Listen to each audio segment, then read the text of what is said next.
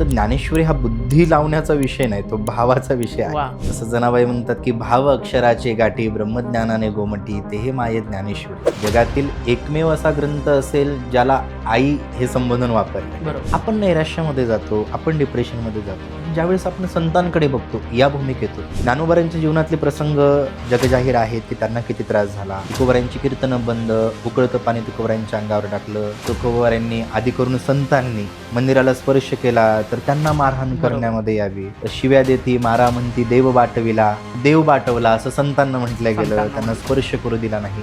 इतक्या घटनांमधून संत आले, बरोबर. तरीही संत स्थिर राहिले.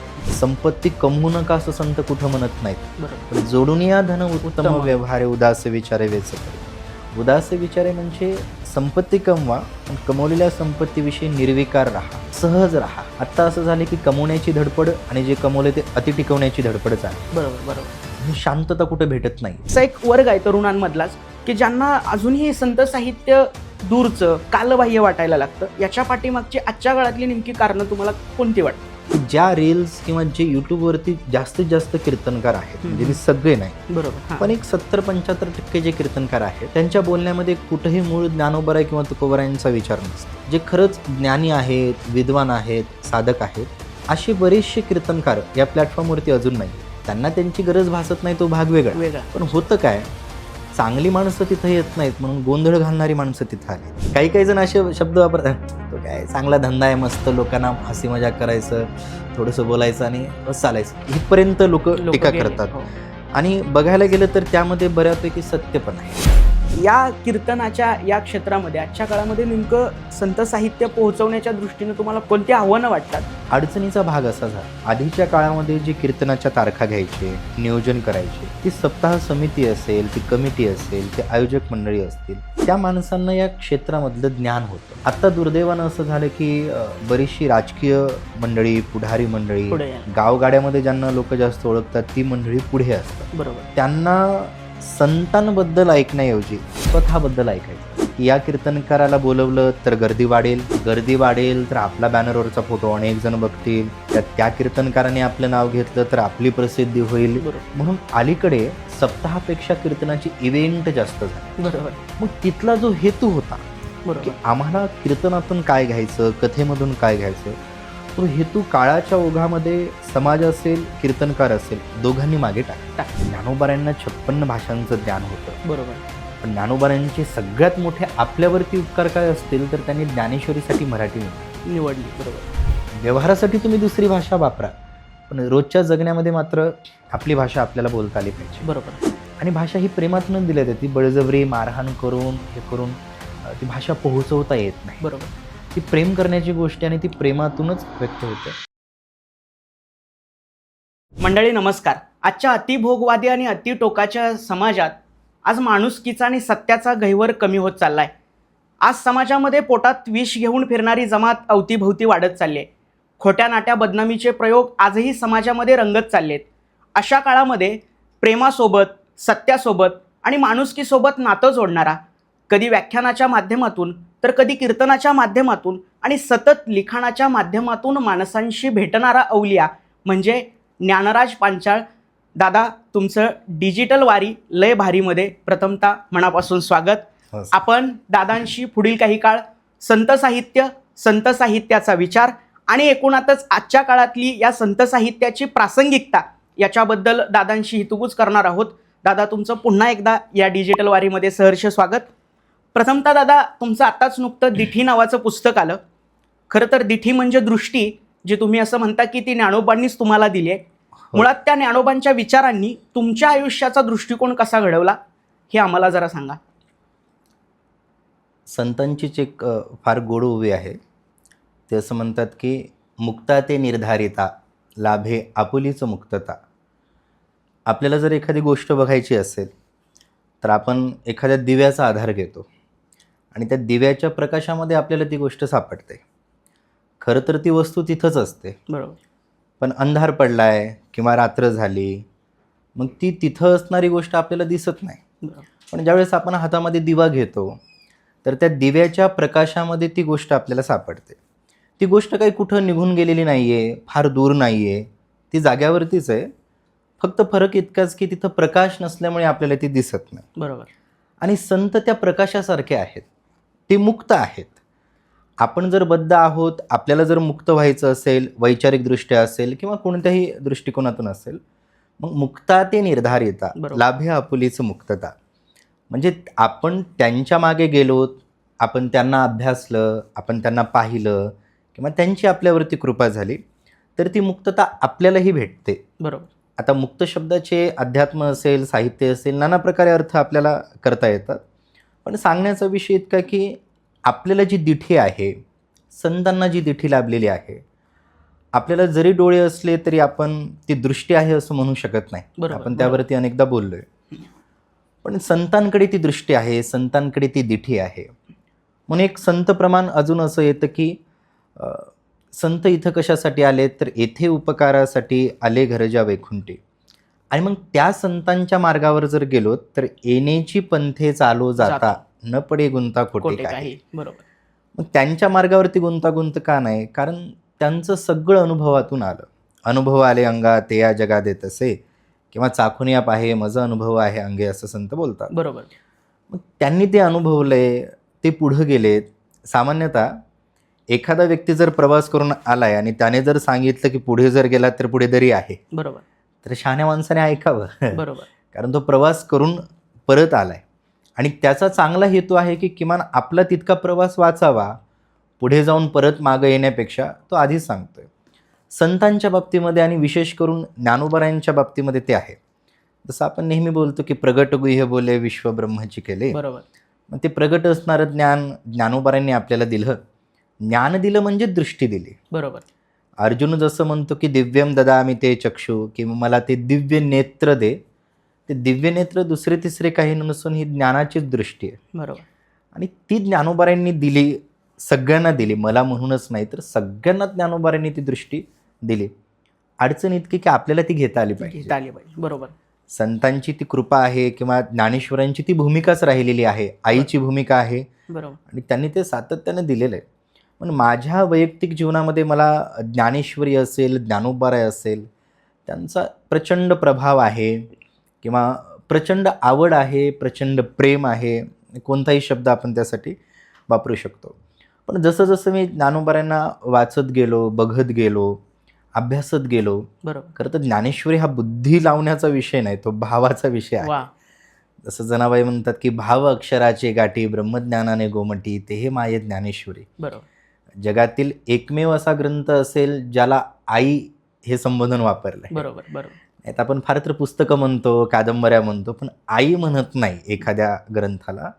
पण ज्ञानेश्वरीला आई म्हटले. बरोबर. मग आई जसं जवळ घेते, सांभाळते, मोठं करते, खाऊ घालते, हो. वाढवते, पालनपोषण करते आणि आपल्या हिताचा विचार करते, तसं ज्ञानेश्वरी किंवा ज्ञानोबाराय आपल्या तो हिताचा विचार करतात. बरोबर. आणि तो चांगल्याचा विचार करून आमचे श्रीगुरू असं म्हणतात की एक वेळ आपल्याला जितकं आपल्याबद्दल चांगलं काय आहे हे कळत नाही, तितकं संतांना कळत असतं. बरोबर. बरोबर. आपल्या हिताचं काय, अहिताचं काय हे आपल्याला कळत नाही. बरोबर. मग जर आपल्याला कळत नसेल तर ज्याला कळतं त्याच्या हातात आपण आपला हात द्यावा. बरोबर. मग मी माझा हात ज्ञानोबारांच्या हाती दिला, ज्ञानेश्वरीच्या हाती दिला आणि परिणामस्वरूप मग ती दिठी तिथून लाभली. वा. ती दृष्टी तिथून लाभली की हे केलं पाहिजे, ते केलं पाहिजे, हे व्यापकपण असावं. कारण स्वतः जर ज्ञानोबाराय बोलत असतील की विश्वची माझे घरं, बरोबर. इथपर्यंत जर त्यांच्या भूमिका आहेत, तर आपल्या ठिकाणी पण संकुचितपणा आपण का आणावा? का ना. बरोबर. त्यांच्या मार्गावर चालतं तर त्यांच्या इतकंच व्यापक व्हावं. शेवटी हे सगळे प्रवासी आहेत. बरोबर. ते पुढे गेलेत आणि आपण त्यांचा मागोवा घेत आपण त्यांच्यापर्यंत जातोय. बरोबर. आणि गेलं की संतांचे फार गोड प्रमाण आहे. ते असं म्हणतात की आपुला सारिके करीती तात्काळ. हो. येस. म्हणजे ते असं वेगळे पण ठेवत नाहीत. व्यवहारामध्ये जर कोणी आपल्या बरोबरीने येत असेल तर आपल्याला ते भीती वाटते. बरोबर. तो माझ्यासारखा नाही झाला पाहिजे, माझ्याहून मोठा नाही झाला नाही झाला पाहिजे. पण संतांच्या बाबतीमध्ये असं आहे की कृपा कटाक्ष न्याहिले आपुले पदी बैसविले. बरोबर. म्हणजे त्या प्रेमाच्या दृष्टीने ते आपल्याकडे पाहतात. बरोबर. ती दृष्टी आहे, दिठी आहे, प्रेमाच्या दृष्टीने पाहतात आणि आपल्या जागी बसवतात. आपुलेपदी म्हणजे ते जिथं विराजमान आहेत, तिथं म्हणजे ज्या समाधानाच्या अवस्थेमध्ये आहेत, ज्ञानाच्या अवस्थेमध्ये आहेत, व्यापकतेच्या शिखरावरती आहेत, आपल्याला ते उचलून तिथं नेऊन बसवतात बरोबर. संत. म्हणून ज्ञानोबारायांची किंवा इतर संतांची माझ्या आयुष्यात तीच भूमिका राहिलेली की संतांनी वैचारिकदृष्ट्या मोठं केलं, वा. म्हणून ती दिठी लाभली, त्या दिठीमुळे लिहू शकलो आणि मग या पूर्ण लिखाणाला दिठी हे नाव थोडं योग्य वाटलं. बरोबर. आणि तेही ज्ञानेश्वरीमधूनच आलं. बरोबर बरोबर. ज्ञानेश्वरीत अनेक ठिकाणी आपल्याला दिठी शब्द दिसतो. ज्ञानोबारायांनी तो सद्गुरू निवृत्तीनाथांच्या अनुषंगाने वापरला, बरोबर. की त्यांची दृष्टी माझ्यावरती पडली, त्यांनी मला दिठी दिली. तसं ज्ञानोबारायांना त्यांनी दिली आणि ज्ञानोबारायांनी ती दिठी आपल्यापर्यंत आणून टेकवली. आणि जी मला दिठी लाभली तीच मी आता पुढे देतोय, कारण हे संक्रमित होणार आहे. बरोबर. वर्षानुवर्ष, हजारो वर्ष ते एकाकडून दुसऱ्याकडे, दुसऱ्याकडून तिसऱ्याकडे विचार येतो. ती दिठी माझ्यापर्यंत आली, तर जसं ज्ञानेश्वरांनी त्यांच्याजवळ ते ठेवलं नाही, इतरांना दिलं, बरोबर. तसं आपल्याजवळ जे थोडं आहे ते इतरांना द्यायचा तो प्रयत्न आहे. म्हणून ती दिठी मला लाभली आणि मला लाभलेल्या दिठीतून जे लिहिल्या गेलं ते दिठीच्या रूपानं आता सगळ्यांपर्यंत पोहोचतं. येस, नक्कीच दादा. तुमच्या एकूणात बोलण्यात, लिखाणात संत साहित्याचा आणि ज्ञानोबांचा तर प्रभाव आहेच. याला जोडूनच एक पुढचा प्रश्न असा की एकूणातच या प्रभावामध्ये जी तुमच्या घरामध्ये वारकरी परंपरा रुजली आहे त्याच्याबद्दल आम्हाला जरा विस्तृत सांगा, की त्याचे संस्कार तुमच्यावरती कसे होत गेले आणि ते लिखाणामध्ये सुद्धा आज कसे दिसत आहे. वारकरी संप्रदायामध्ये अनेक फड परंपरा आहेत. बरोबर. आणि प्रत्येक परंपरेचं आपलं वैशिष्ट्य आहे. प्रत्येक परंपरेमध्ये अनेक महापुरुष होऊन गेले, बरोबर. अनेक मोठे संत होऊन गेले. आमच्या परभणी जिल्ह्यामध्ये सद्गुरू श्री मोतीराम महाराजांची परंपरा आहे आणि दुसरे वैकुंठवासी मारुतराव महाराज दस्तापूरकरांची परंपरा. खरं तर ती मोतीराम महाराजांचीच परंपरा एक. आणि मग मोतीराम महाराजांचा सहवास आमच्या वडिलांना लाभला. बरोबर. आणि त्या काळामध्ये मग संतांच्या सहवासामध्ये जसं आपण म्हणतो की सातत्यानं त्या सहवासामध्ये राहिलं की आपण तसं तसं बनत जातो. बरोबर. मग ती कुठंतरी त्यांच्या मनावरती विचार रुजत गेले आणि गावगाड्यामध्ये आधी जवळजवळ सगळी लोक माळकरी, वारकरी पंथाचा प्रभाव आधीपासूनच. बरोबर. आणि थोडंसं गावाची कामं करत करत, गावकीची आमचे वडील सुतार, ते 12 बलुतेदारमध्ये, मग ते गावकीची कामं आजोबांनी केली, बरोबर, वडिलांनी ते करायचे.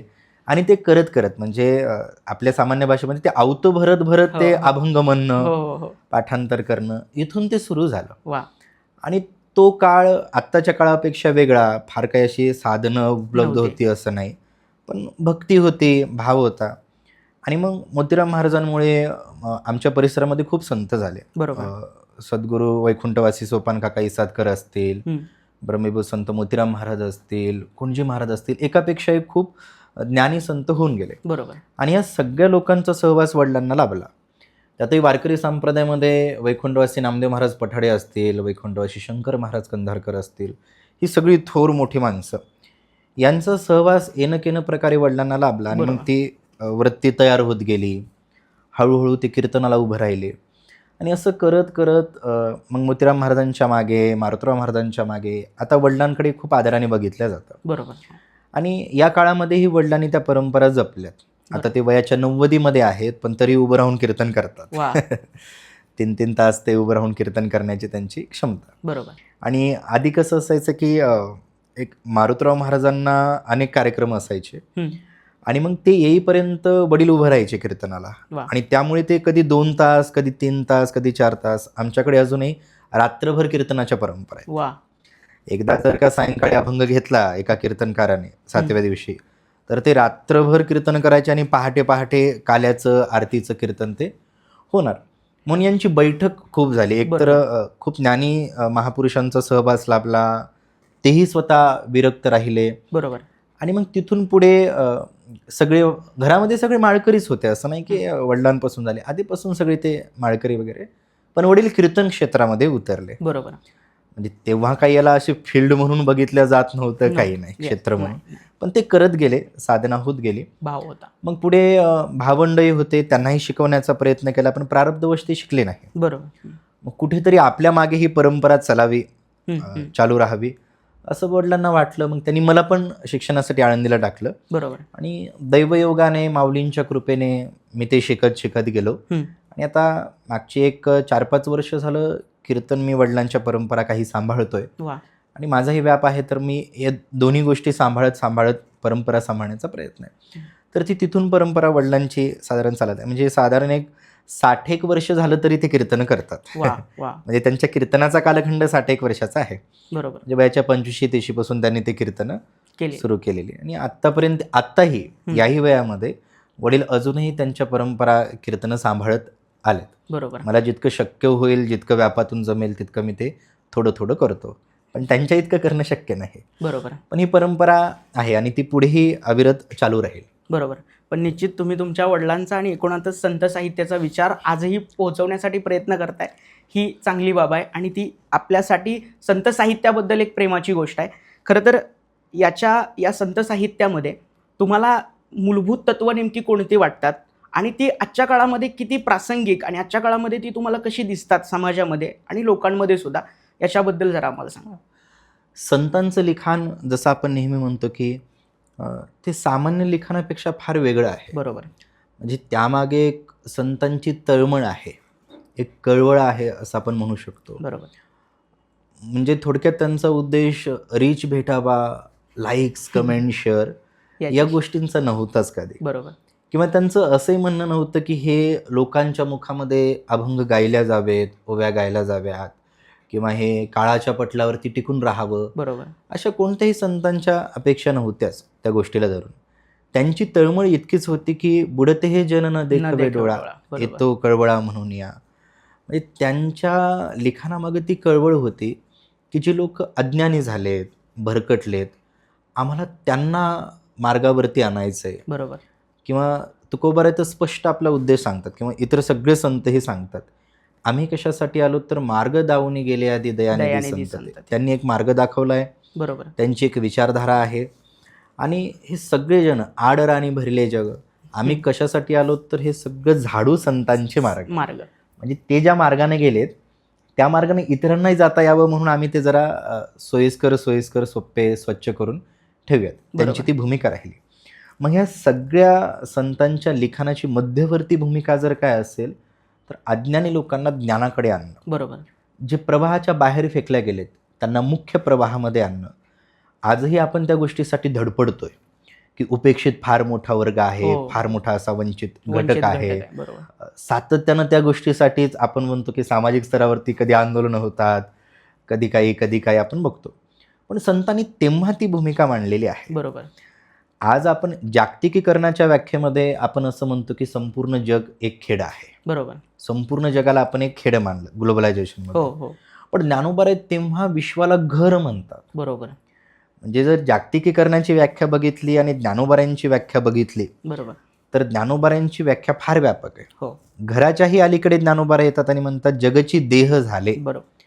म्हणजे ज्या जगाला जागतिकीकरणाच्या व्याख्येमध्ये गाव मानलं गेलं, बरोबर, ज्ञानोबाराय त्या जगाला शरीर मानतात. बरोबर. म्हणजे एका गावामध्ये असंख्य घरं असू शकतात, शेकडो घरं आहेत, शेकडो घरामध्ये हजारो माणसं आहेत, पण ज्ञानोबाराय बोलतात की एका गावात हजारो माणसं असतील त्याला तुम्ही विश्व माना, पण माझ्या लेखी विश्व माझं शरीर आहे. बरोबर. म्हणजे ते इतकं व्यापक करतात की इतकं जवळ येतात त्याच्या.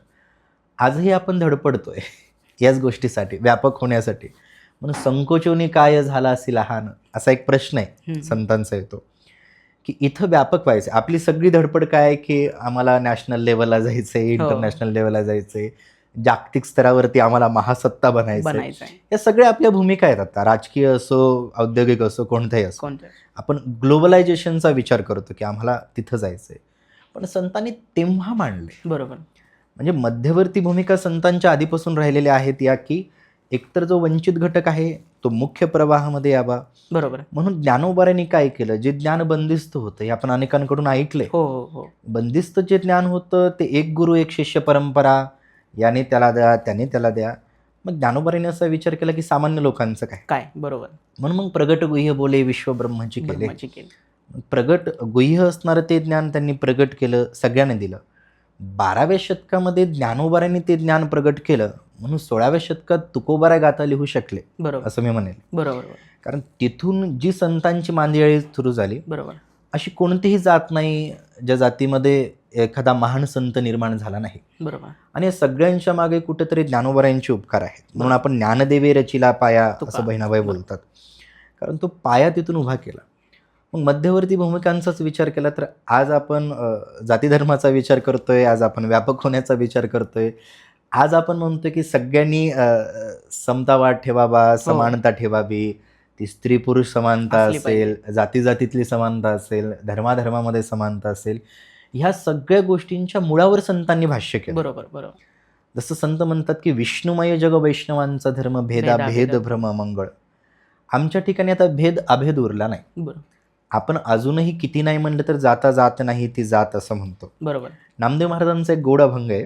नामदेव महाराज असं म्हणतात की थोडंसं संवेदनशील बोलतात तिथं, की दासी होती जुन्या काळामध्ये, दासी होती राणीसोबत आली. जसं जुन्या काळामध्ये त्या राणीसोबत दासी पण पाठवल्या जायच्या. बरोबर. आणि पुढे जाऊन तिचा संबंध राजासोबत आला. दासी होती रायासी रतली. आता तिचा संबंध जर राजासोबत आलाय तर तिला तुम्ही सामान्य दासीसारखं वागवू शकत नाही. हो, कारण ती आता तिचे संबंध राजासोबत. दुसरं उदाहरण देताना असं म्हणतात की एक व्यक्ती बाजारामध्ये गेला, लोखंडाचा विळा त्याला घ्यायचा होता, त्या विळ्याची त्याने किंमत ठरवली, तो विळा त्याने घेतला. बरोबर. तितक्यात काय झालं, गर्दीमध्ये अचानक कोणीतरी परीस घेऊन आलं आणि जाता जाता त्याने त्या लोखंडाच्या विळ्याला स्पर्श केला आणि पुढे निघून गेला. बरोबर. आता परिसाचा गुणधर्म असा की लोखंडाला लागलं की सोनं होतं. बरोबर. मग त्या विळ्याचं सोनं झालं. लोखंडाचा जो विळा होता तो सोन्याचा झाला.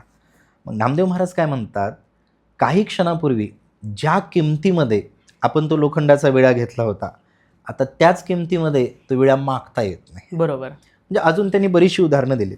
पण या सगळ्यांमागचं त्यांचं सांगणं काय, तुम्ही जर मला शिंपी म्हणत असाल, म्हणजे जातीने संबोधत असाल, बरोबर, तर मी परमात्म्याशी एकरूप झालोय. आता माझी ती जात उरली नाही. आमचा विष्णुमय धर्म, विष्णुमय जग वैष्णवांचा धर्म, आम्ही इथं आलो. आता आम्ही कोणी कुणबी राहिलो नाहीत, कोणी मराठा राहिलो नाहीत, कोणी दलित राहिलो नाहीत, कोणी हे कोणी ते आम्ही राहिलो नाहीत. बरोबर. या गोष्टी आमच्या मागे सुटल्यात. आम्ही पुढे आलो. नामदेव महाराज स्पष्ट बोलतात त्या अभंगामध्ये, आधी होतो. बरोबर. विळा लोखंडाचा होता, दासी होती, सगळं मान्य. बरोबर. पण तिचे संबंध राजासोबत आले, त्याला परिसाचा स्पर्श झाला. तसं आम्ही ज्ञानोबारायांच्या सोबतीमध्ये आलो, तुकोबारायांच्या सोबतीमध्ये आलो, नामदेव महाराजांच्या सोबती आलो. आता आम्ही ते उरलो नाहीत. बरोबर. जे तुम्ही बघत होतात. किंवा म्हणून संतांची जातीविषयक असेल, धर्माविषयक असेल, भूमिका व्यापक राहिली आहे. आणि सगळ्या साहित्याच्या मध्यवर्ती या भूमिका वावरतात. बरोबर. समानतेच्या असेल, अलीकडे आपण काय म्हणतो की स्त्री पुरुष समानता हा विषय बोला, पण संतांनी तेव्हाही तो विषय बोललेला आहे. फक्त तो जरा खोलवर जाऊन बोलल्या कारणाने आपल्याला तो लक्षामध्ये येत नाही की यावर भाष्य केलं नाही, त्यावर केलं नाही. आज आपण फक्त वरवर मांडतोय. बरोबर. संत प्रत्यक्ष ते जगले. बरोबर. म्हणून इथं नामदेव महाराजांचा जितका अधिकार आहे तितका अधिकार जनाबाईंचा, तितकाच अधिकार मुक्ताई साहेबांचा आहे, तितकाच मिरेचा आहे. म्हणजे सगळ्यांना इथं समान अधिकाराने लेखल्या गेलेला आहे. बरोबर. मग जातीपातीच्या समानतेचा विषय असेल, धर्माधर्माचा विचार असेल, नीती अनितीचा विचार असेल, ह्या सगळ्या विचारांना संतांनी याआधीच मांडलेले. आणि ते म्हणून 12व्या शतकातली ज्ञानेश्वरी आजही तितकी जिवंत आहे. बरोबर. काल परवा आपण लिहिलेलं आज लागू होत नाही. बरोबर. पण तुकोबाराय 300-350 वर्षापूर्वी लिहितात, नाथ महाराज 400-450 वर्षापूर्वी लिहितात, ज्ञानोबाराय इतका आधी लिहितात. आणि हे सगळं आजही लागू होते. यावरनं स्पष्ट होते की त्यांचं लिखाण हे काळाच्या पटलावरती टिकून राहणार आहे. बरोबर. बरोबर. आणि ते राहण्यामागचं कारण फक्त तळमळ आहे, फक्त कळवळ आहे की आपलं हित व्हावं, आपलं चांगलं व्हावं, म्हणजे समाजाचं चांगलं व्हावं, समाजाचं हित व्हावं, समाज अज्ञानातून ज्ञानाकडे यावा, त्याचा उद्धार व्हावा, या एका तळमळीनं. म्हणून म्हणेल की इतर विषय बोलण्यापेक्षा संत साहित्याच्या किंवा संतांच्या अक्षरांच्या मुळाशी तळमळ होती, कळवळा होता. बरोबर. आणि तो कळवळा मिसिंग आहे आता. बरोबर. आम्हाला तळमळ नाही की तो ज्ञानी झाला पाहिजे, मोठा झाला पाहिजे, पण संतांच्या सगळ्या भूमिकेच्या मध्यवर्ती भूमिका तळमळीची राहिली, म्हणून ते लिखाण आजही टिकून आहे. बरोबर. बरोबर. म्हणजे संत साहित्याची परंपरा म्हटलं की ज्ञानोबांपासून ते तुकोबाराय कळत झाले असं म्हटलं जातं. याला तुमच्या जोडून असा एक प्रश्न विचारतो की या ज्ञानोबा पाया झाले, तुकोबा कळत झाले, इथपर्यंतचा जो प्रवास होता त्याच्यामध्ये अनेक संत, नामदेवांची भूमिका असेल, एकनाथ महाराजांची असेल, या सर्व संतांच्या विचारांमध्ये एक तुम्हाला समान धागा कोणता वाटतो? जसं आपण बोललो की कळवळीचा जो धागा आहे, बरोबर, तो समान धागा आहे. बरोबर. काय होते की कर्माचा सिद्धांत असेल, भक्तीचा सिद्धांत असेल, ज्ञानाचा सिद्धांत असेल, कर्माच्या बाबतीमध्ये ज्ञानोबाराय जे बोलतात तेच नाथ महाराज बोलतात, किंवा तेच नामदेव महाराज बोलतात, आणि तेच तुकोबाराय बोलतात. बरोबर. आता तर तुकोबाराय आणि नामदेव महाराजांचा संबंध सांगत असताना तुका अवतार नामयाचा इथपर्यंत बोलल्या बोललं जातं. जातं. म्हणून नामदेव महाराज काही वेगळं बोलतात आणि तुकोबाराय काही वेगळं बोलतात असं होत नाही. ज्ञानोबाराय काही वेगळं बोलतात आणि नाथ महाराज काही वेगळं बोलतात असंही काय, घडत नाही. बरोबर. उदाहरणं वेगळी दिली असतील, हम्म, संदर्भ वेगळे दिले असतील, पण जी वैचारिक भूमिका आहे ती मात्र अथपासून इथेपर्यंत सगळ्या संतांची समान आहे. बरोबर आणि त्यामध्ये व्यापकतेची भूमिका सगळ्यांचीच राहिलेली आहे. बरोबर बरोबर आणि सगळ्यांना फक्त द्यायचंय. बरोबर सगळ्यांची मध्यवर्ती भूमिका त्यामध्ये तीच आहे. तो एक समान धागा आपल्याला सापडेल. बरोबर. या संत साहित्याच्या विचारामध्ये समतेचा विचार आहे, सहजीवनाचा सुद्धा त्यांनी विचार सांगितला. आजच्या काळामध्ये या संत साहित्याचा, त्या विचारांचा, म्हणजे आजच्या जगामधली लोक ही तणावग्रस्त आहेत. अशा या जगामध्ये हा समतेचा आणि सहजीवनाचा संत साहित्यातला विचार, याचा धागा नेमका तुम्हाला कसा वाटतो? संबंध सगळ्याच गोष्टींशी जोडता येतो. बरोबर फक्त विषय असा आहे की आपण कोणत्या परिस्थितीमध्ये आहोत, बरोबर त्या परिस्थितीमध्ये आपल्याला काय हवं तितकं आपल्याला शोधता आलं शोधता आलं पाहिजे. पाहिजे. बरोबर तुम्ही जर नैराश्यामध्ये आहात, खरं तर संतांनी इतके मोठे मानसशास्त्रज्ञ कोणीच कोणीच नाही. नव्हते. बरोबर त्यांनी जितकं मानसशास्त्र बघितलंय, जाणलंय, मांडलंय, तितकं क्वचितच कोणी मांडलं मांडला असेल. असा. म्हणून संत ठाव घेतात. बरोबर आता मनाच्या बाबतीमध्ये आपण नेहमी म्हणतो की मला हे करावं वाटत नाही, ते करावं वाटत नाही, वगैरे वगैरे आपल्या भूमिका आहेत. आता मन चंचल सांगितलंय. जसं कृष्ण अर्जुनाला सांगत असतो की अर्जुना हे कर, ते कर. मग अर्जुन कृष्णाला म्हणतो तू सांगतोय ते सगळं चांगलं आहे, बरोबर आहे. पण माझ्या मनाने ते करणं शक्य नाही, बरोबर ते कठीण आहे. मग ते चंचल मी मन कृष्ण प्रमाती बलवत दृढम अर्जुन म्हणतो. मला ते आवरणं शक्य नाही, सांभाळणं शक्य नाही. बरोबर. पण मग ज्ञानोबाराय काय बोलतात की ते चंचल आहे, मान्य आहे. हम्म. ज्ञानोबारांनी त्याचं वर्णन केलंय. हे मन कैसे केवढे ऐसे पाहो तरी न सापडे, एरवी राहट वया थोडे तरी लोके या. वा. म्हणजे अलीकडच्या भाषेमध्ये भिरभिरत राहतं. बरोबर. इकडे तिकडे ते भटकत राहतं. पण जर का आपण अभ्यास केला, जर का आपण प्रयत्न केले, थोडक्यामध्ये जर आपण थांबलोत. बरोबर.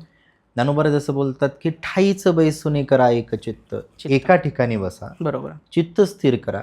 ते जर चित्त स्थिर करताय तर तुमचं मन सुद्धा स्थिर होतं. बरोबर. अभ्यासाची निबळे, थोडासा पाठवते किंवा प्रयत्नाची निबळे, एकागती अंतराळे व्याघ्र सर्प प्रांजळे केली एके, स्पष्ट बोलतात. किंवा तुकोबाराय जसं बोलतात की असाध्य ते साध्य करिता सायास, कारण अभ्यास तुका म्हणे. मनाची चंचलता संतांनी मान्य केली, बरोबर. नाकारली नाही. बरोबर. पण त्यासोबत संत हेही सांगतात की जर तुमची दृढ इच्छाशक्ती असेल तर तुम्ही त्याला आवर घालू शकता. बरोबर. सध्या हल्ली मनालाच आवर घालणं या काळामध्ये तरी जास्त गरजेचं आहे. बरोबर. बरोबर. मग आम्हाला काय होतं की मन का स्थिर, कारण आम्ही धावतोय, बरोबर. फक्त धावतोय, फक्त धावधाव चालली, आपण कधी बसत नाहीत. ज्ञानोबारायांच्या ताटीचा प्रसंग जसा आपण पाहतो की त्याचे अनेक अनुषंगाने आपल्याला पैलू बघता येतात. बरोबर. मग एक पैलू श्री गुरु चैतन्य महाराजांनी इतकं सुंदर सांगितलं. ते असं म्हणतात की ज्ञानोबारांनी ताटीचं दार लावून घेतलं आणि ज्ञानोबारे आत बसले. बरोबर. तसं आपणही कधीतरी आपलं जे अंतकरण आहे, मन आहे, त्या ताटीचं दार आपण लावावं, बरोबर. आतमध्ये बसावं आणि आतमध्ये बसून सिंहावलोकन करावं की काय करत आलोय, बरोबर. काय करतोय, काय करायचं आहे. ज्ञानोबारांसारखे संत जर ताटीचं दार लावून आत बसत असतील तर आपणही कधीतरी ते दार लावून बसलं बसलं पाहिजे. पाहिजे. आपण खोलीची दारं लावतून डिप्रेशनमध्ये जातो. बरोबर. आपण ते मानसिक तणाव, नैराश्यामध्ये जातो. की तुम्हाला मन प्रसन्न करायचे तर ते ताटीचं दार लावा, अर्थात मनाचं दार लावा आणि मध्ये बसा. बरोबर. एक चित्त ते करता आलं. नाही तर संत जसं म्हणतात की जवळी नाही चित्त, नाही. काय मांडले असे काय? प्रेत. बरोबर. जर तुझं चित्त थाऱ्यावर नाही तर ते फक्त मेलेलं शरीर आहे. बरोबर. त्याच्यामध्ये प्राण नाही. मग जर आपण मनाच्या दृष्टिकोनातून विचार केला, जिथं आपण डिप्रेशन जिथं वाढते, एन्झायटी जिथं वाढते, वाढत चालली. म्हणजे आता हे पॅनिक अटॅक नॉर्मल गोष्ट झाली. खरं आहे. पावलोपावली 10 पैकी 7-8 लोकांमध्ये आपल्याला ते दिसत आहे की लहान एक 8वी 9वीची मुलं म्हणतात मला पॅनिक अटॅक येतोय, बरोबर. माझ्या डोक्याला लोड नको देऊ, सहनशीलता ताण नको देऊ. मग जर संतांकडे बघितलं तर त्यांचं जीवन किती संघर्षातून आलंय, खरं आहे. पण तरी ते म्हणतात मन करा रे प्रसन्न. सर्व. किंवा ज्ञानोबारा बोलतात मनाची गुंती गुंफेला शेला, किंवा मन हा मोगरा अर्पुणी ईश्वरा. वा. म्हणजे त्यांनी मनाच्या संदर्भानंच किती सुंदर विवेचन किंवा विश्लेषण केलेले आहेत. पण आपण नैराश्यामध्ये जातो, आपण डिप्रेशनमध्ये जातो. पण ज्यावेळेस आपण संतांकडे बघतो या भूमिकेतून, बरोबर. ज्ञानोबारांच्या जीवनातले प्रसंग जगजाहीर आहेत की त्यांना किती त्रास झाला, बरोबर. तुकोबारायांची कीर्तनं बंद, उकळतं पाणी तुकोबारायांच्या अंगावर टाकलं, हो तुकोबारायांनी आधी करून संतांनी मंदिराला स्पर्श केला तर त्यांना मारहाण बरोबर. करण्यामध्ये यावी, शिव्या देती मारा म्हणती देव बाटविला, हो म्हणजे तू देव बाटवला असं संतांना म्हटलं गेलं, संतांना त्यांना म्हटलं. स्पर्श करू दिला नाही. इतक्या घटनांमधून संत आले बरोबर तरीही संत स्थिर राहिले. बरोबर मग जसं संत म्हणतात की समयासी सादर व्हावे, देव ठेविले तैसे राहावे. Yes. एका दिवशी स्मशानात जा, एका दिवशी हत्तीवरनं फिरायला भेटेल, एका दिवशी पायी चालावं लागेल, बरोबर एका दिवशी 56 भोग असतील, एका दिवशी उपाशी राहावं लागेल, एका दिवशी पायात चपला असतील नसतील, पण तुम्हाला ते चालता आलं पाहिजे. चालतं. ते फक्त गो विथ द फ्लो फक्त ते इंस्टाग्राम बायोमध्ये टाकतात, ते काही चालत नाही तसं.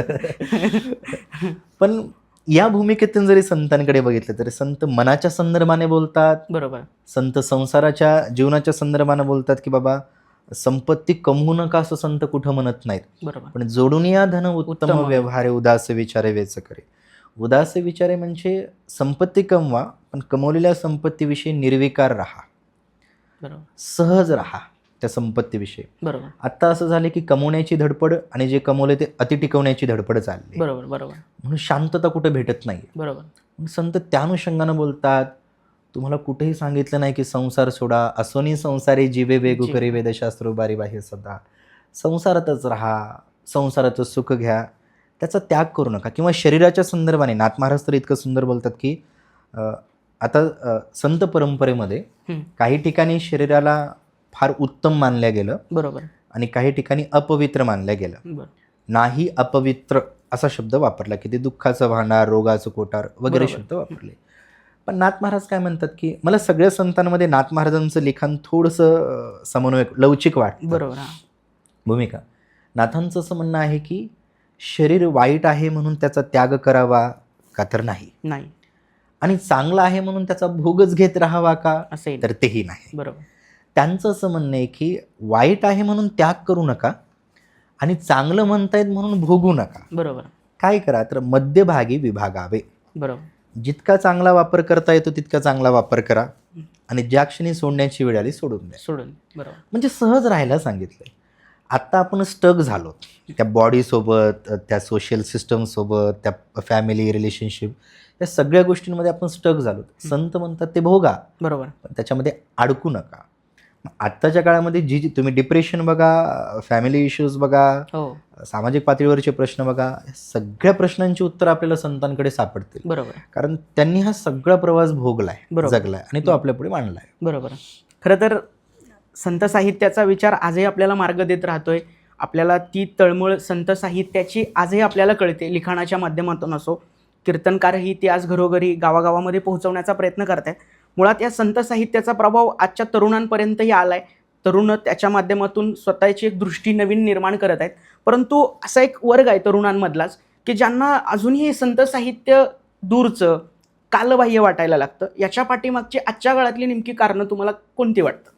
विषय कसा असतो, संत हे संस्थापक होते बरोबर आणि आत्ता जे कीर्तनकार वक्ते आहेत ते प्रचारक आहेत. बरोबर बरोबर संस्थापकापेक्षाही प्रचारकांची भूमिका मोठी असते. बरोबर कारण जे निर्माण केलं गेलंय ते तुम्हाला इतरांपर्यंत पोहोचवायचं आहे. बरोबर मग हे पोहोचवत असताना काय होतं की काळानुसार काही बदल तुम्हाला करता आले पाहिजेत आणि काळानुसार तुम्हाला काही जाणीवा पण ठेवता आल्या बरोबर. पाहिजे. जसं एक तत्ववेत्ता असं म्हणतो की जमिनीपासून वेगळं होणं वृक्षासाठी स्वतंत्रता असू शकत नाही. बरोबर.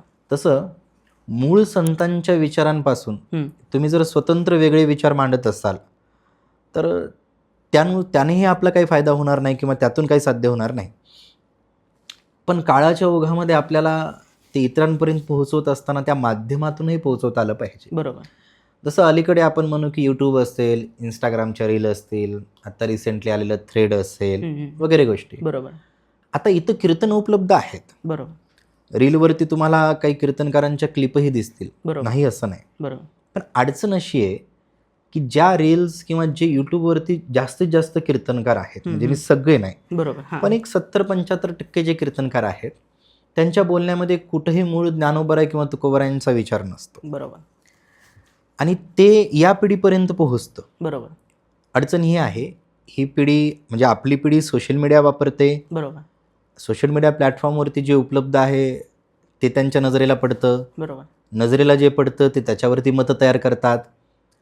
आणि झालं असं, जे खरंच ज्ञानी आहेत, विद्वान आहेत, साधक आहेत, असे बरेचसे कीर्तनकार या प्लॅटफॉर्मवरती अजून नाही आहेत. नाही आहेत. बरोबर. त्यांना त्यांची गरज भासत नाही, तो भाग वेगळा. वेगळा. त्यांच्या परंपरा मोठ्या आहेत, फळपरंपरा आहेत, इतर गोष्टी आहेत. पण होतं काय, चांगली माणसं तिथं येत नाहीत म्हणून गोंधळ घालणारी माणसं तिथं आली. बरोबर. आणि मग आत्ता जी पिढी आहे, अनेक जण या पिढीला दोष देत असतील, पण ही पिढी प्रचंड हुशार आहे. बरोबर. या पिढीला प्रचंड तर्कशुद्ध गोष्टी लागतात. बरोबर. तुम्ही जर उठून असं म्हणले की सूर्याला इतके शेकडो हजारो लेकरं झाले तर ते नाही मान्य स्वीकारणार. करा. ते म्हणतील आम्हाला हे सिद्ध करून दाखवा. बरोबर. खरं तर अध्यात्म आणि विज्ञान हे फार सोबत चालतं. बरोबर. ज्ञानोबा स्पष्ट बोलतात, एथ विज्ञान काय करावे. जर तुम्हाला असं वाटत असेल की ते विज्ञान काय करायचंय, बरोबर. तर नीट लक्षामध्ये घ्या की विज्ञान समजून घेतल्यावरच ज्ञान लक्षात येईल. वा. विज्ञान हा ज्ञानाचा सहाय्यक आहे. बरोबर. ज्ञान पुढच्या भूमिकेमध्ये येतं, विज्ञानाच्या पुढे येतं. बरोबर. पण याचा अर्थ असा नाही की विज्ञानाची इथं काही भूमिकाच नाही. ज्ञानोबा स्पष्ट बोलतात, येतं विज्ञान काय करावे असं वाटत असेल बरोबर. तर लक्षामध्ये ठेवा की ते ज्ञानासाठी सहाय्यक आहे. बरोबर. मग आता आम्ही जे कीर्तनकार बोलतायत, कथाकार जे बोलतायत, त्याला चालू काळातल्या कसोटीवरती उतरता आलं पाहिजे. बरोबर. आणि दुर्दैवानं ते उतरत नाही. नाही आहेत. उतरत नाही. मग ते असं झालं की फक्त विनोद, इतर गीतं. मग या पिढीचा बघण्याचा कीर्तनाकडे दृष्टिकोन असा झाला की कीर्तन म्हणजे ज्याला काही येत नाही त्याने करण्याचं काम. ज्यांना काही जमलं नाही ते कीर्तनकार झाले. काही काही जण असे शब्द वापरतात, तो काय चांगला धंदा आहे, मस्त लोकांना हसी मजाक करायचं, थोडंसं बोलायचं आणि चालायचं, इथपर्यंत लोक टीका करतात. आणि बघायला गेलं तर त्यामध्ये बऱ्यापैकी सत्य पण आहे. बरोबर. अलीकडे जे काही झालंय दिसतंय, कारण लोक जे दिसतं त्यावरती भाष्य करतात. बरोबर. आता याच्या मागचे जे लोक आहेत, जसं आपण बोललो की ज्ञानी आहेत, विद्वान लोक आहेत, मोठ्या फळपरंपरा आहेत, ही मुलं त्यांच्यापर्यंत पोहोचू शकत नाहीत. बरोबर. किंवा आपण असं म्हणू की ती लोक यांच्यापर्यंत यायला उत्सुक नाही, बरोबर आहे. हो. जिज्ञासू नाहीये. पण ही जी मधली फळी आहे ही यांच्यापर्यंत पोहोचते, पण ती चुकीचं पोहोचवते. म्हणून आत्ताची जी पिढी आहे ती या कीर्तनाकडे, इतर गोष्टींकडे बघताना हे ते काय असाच विषय म्हाताऱ्या लोकांनी करण्याचा बरोबर. किंवा टाइमपासचा विषय आहे, त्यात काही भेटत नाही ना. बरोबर. थोडक्यामध्ये आपण तिथंच इन्व्हेस्टमेंट करतो जिथून काही रेव्हेन्यू आपल्याला मिळतो. तुम्ही गीतेमध्ये असेल, कीर्तनामध्ये असेल, कधी इन्व्हेस्टमेंट कराल जेव्हा तुम्हाला कळेल की त्यातून तुम्हाला काहीतरी मिळतंय. बरोबर. हे फायनान्शियल गोष्टींना धरून नाही, बरोबर. पण हे असं काहीतरी आहे की जे तिथून तुम्हाला सापडलं पाहिजे. लोक मंदिरामध्ये गर्दी का करतात? कारण त्यांना तिथून विश्वास भेटतो. बरोबर. हो. देव भलं करेल, असं करेल. आत्ताच्या पिढीला त्याच्याशी घेणं देणं नाही. बरोबर. ही फॉरवर्डेड पिढी आहे, प्रॅक्टिकल पिढी आहे. नवस सायास करताना तुम्हाला कुठे दिसणार नाही. मग त्यांचं असं की आम्हाला ज्ञानेश्वरीतून काय भेटणार आहे? बरोबर. भरपूर भेटण्यासारखं आहे, पण विषय असा की त्यांच्यापर्यंत कोणी पोहोचवतच नाहीये. बरोबर. की यामध्ये हे पण आहे. बरोबर. मी जेव्हा गीतेचे क्लास घेतो, त्या गीतेच्या क्लासमध्ये ज्यावेळेस काही विषय निघतात, बोलल्या जातं, संदर्भ दिल्या जातं, बरोबर, त्यावेळेस मग विद्यार्थ्यांचं असं म्हणणं येतं की आम्हाला माहीतच नव्हतं यामध्ये हे आहे. बरोबर. मग आम्ही कुठल्या तरी एखाद्या फॉरेनच्या रायटरच्या पुस्तकामध्ये, जे सायकोलॉजीची आता बरेच पुस्तकं भेटतात इकडे तिकडे, माइंड कसं तयार करायचं, याची तयारी कशी, त्याची तयारी, इच्छाशक्ती कशी दृढ करायची, बरोबर, यातलं काय आपल्याकडे नाहीये. बरोबर. हो. पण अडचण अशी झाली की त्या फॉरेनच्या लोकांनी या गोष्टी आपल्या लोकांपर्यंत आणल्या, आपण आपल्याच लोकांपर्यंत पोहोचू शकलो नाही. म्हणजे दुरून लोक तिथपर्यंत आले, आपण तिथपर्यंत पोहोचू शकलो नाही.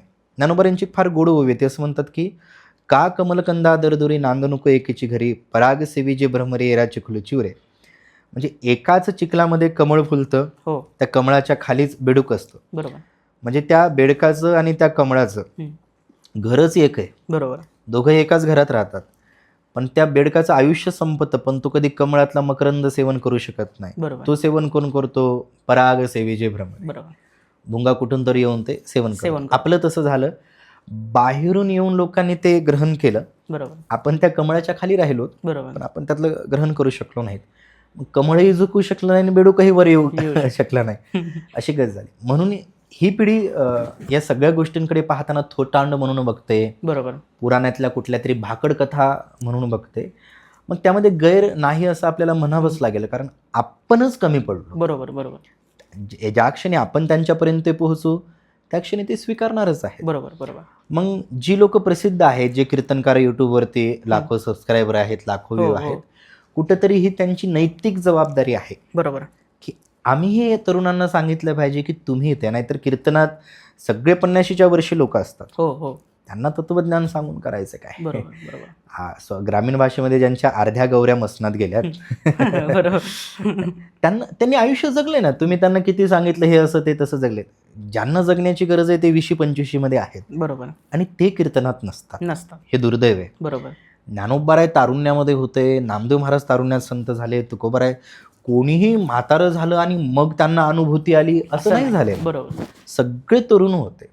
दुर्दैवानं असं की आमच्या पुढे सगळे वृद्ध माणसं बसतात, तरुण बसत नाहीत. बरोबर. आणि तरुण का बसत नाहीत? कारण त्यांच्या बुद्धीला जे लागतं ते आम्ही त्यांच्यापर्यंत नेऊन पोहोचत नाहीत, पोहोचवत नाही. म्हणून ती विसंगती झाली. बरोबर. त्यांनाही गरज आहे आणि आपल्यालाही त्यांची गरज आहे, वा. फक्त मार्ग वेगवेगळे झाले. बरोबर ते बरोबर कुठंतरी मध्यस्थानी जर आणून ठेवलं तर मग ते सोपं पडेल. बरोबर बरोबर. म्हणजे जो काय आता गुंता तयार झालाय त्याचं खरं कारण आणि त्यातून कसं बाहेर पडणं हे तुम्ही सांगितलं. निश्चित तुम्ही बोलताना मग अशी म्हणाला की हे संत साहित्य आता सोशल मीडियाच्या माध्यमातून डिजिटल युगामध्ये सुद्धा आता पुढे यायला लागले. पण याच्या गोष्टींशीच एक रिलेटेड तुम्हाला प्रश्न विचारतो की रील्स असो, पॉडकास्ट असो, इन्स्टावरती असो, त्याच्या माध्यमातून हे संत साहित्य प्रभावीपणे तुम्ही पोहोचवण्याचा प्रयत्न करताच. मग आजच्या काळामध्ये ते कसं पोहोचवलं जाऊ शकतं याच्यासाठी तुम्ही काय सांगाल? जसं लिखाणामध्ये असेल, बोलण्यामध्ये असेल, बरोबर. आपण संदर्भ द्यायचा असताना सरासरी फार मोठी नावं घ्यायचा प्रयत्न करतो. बरोबर बरोबर. म्हणजे शेक्सपियर बोलायला लागतो किंवा आता ही सगळी मोठी माणसं आहेत, त्यात काही शंका नाही. बरोबर. पण दरवेळी संदर्भ देत असताना, बोलत असताना जर तुम्ही ज्ञानोबाराय असं म्हणतात, तुकोबाराय असं म्हणतात, नामदेव महाराज, चकोबाराय, सावतामाळी हे असं म्हणतात, असे संदर्भ द्यायला लागतो, त्यावेळेस ते सहज लोकांच्या कानावरती पडतात. बरोबर.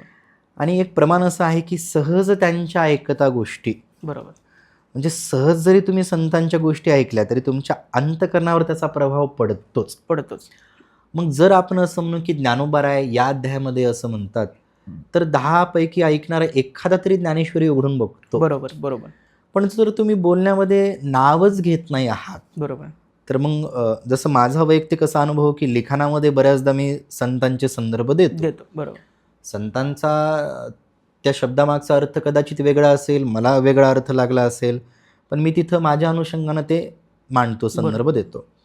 मग त्यावेळेस काही जणांचे प्रश्न असतात की हे कुठं आहे, कोणत्या प्रकरणामध्ये आहे, तर मग त्यांना सांगितलं जातं, बाबा अमृतानुभव उघड, गाथा उघड, या प्रकरणामध्ये तुला सापडेल, त्या प्रकरणात सापडेल.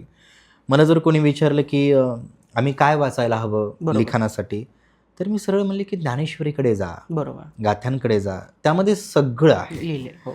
म्हणजे ज्यावेळेस पॉडकास्ट असेल, आता ही ऐकणारी बरीचशी मंडळी आहेत, बरोबर, पण जर आपण बघितलं तर 10 पैकी एखाद्या पॉडकास्टमध्ये कुठेतरी संतांबद्दल बोलल्या जातं. बरोबर. आणि ते बोलत असताना विवादित मुद्द्यांनाच हात घातला जातो. जे जास्त म्हणजे ज्ञानोबारायांच्या समाधीच्या अनुषंगानं बोलतील, तुकोबारायांच्या वैकुंठ गमनाच्या अनुषंगानं बोलतील, रीच मिळेल, पण ते गाथ्यात बोलत नाहीत, गाथ्यावरती बोलत नाहीत, ज्ञानेश्वरीवरती बोलत नाहीत की ज्ञानेश्वरीचं भावमाधुर्य काय, गाथ्याचं माधुर्य काय, नाथांनी इतकं महाकाव्य आपल्या पुढे प्रगट केलं, बरोबर, त्यामध्ये हे आपण काही बघत नाहीत.